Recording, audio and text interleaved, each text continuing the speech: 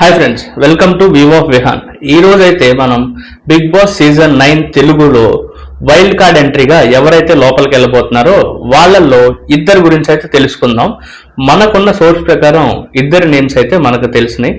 ఒకటైతే దీపికా రంగరాజ్ అనే ఒక సీరియల్ యాక్టర్, మరియు ఆవిడ ఈటీవీ మరియు కొన్ని టీవీస్లో షోస్లో ఆవిడ కామెడీ అయితే జనరేట్ చేస్తూ ఉంటారు. ఆవిడ పేరే దీపికా రంగరాజన్. ఆవిడ Bigg Boss season 9 wild card ఎంట్రీగా అయితే వెళ్ళబోతున్నారు. అలాగే అలెక్యా చిట్టి పికిల్స్ లో ద మెయిన్ చిట్టి అయిన చిట్టి ఆవిడైతే Bigg Boss season 9 wild card ఎంట్రీగా అయితే లోపలికి వెళ్ళబోతున్నారు.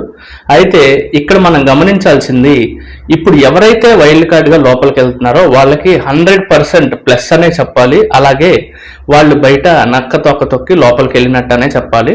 ఎందుకంటే ఇప్పుడున్న కంటెస్టెంట్స్ లో అంత ఎవరికి జనాలు అట్రాక్ట్ అవ్వలేదని నేను అనుకుంటున్నాను. ఇప్పుడు వైల్డ్ కార్డ్ ఎంట్రీలో ఎవరైతే వెళ్తారో వాళ్ళకి 100% చాలా బెనిఫిట్ అనే చెప్పాలి.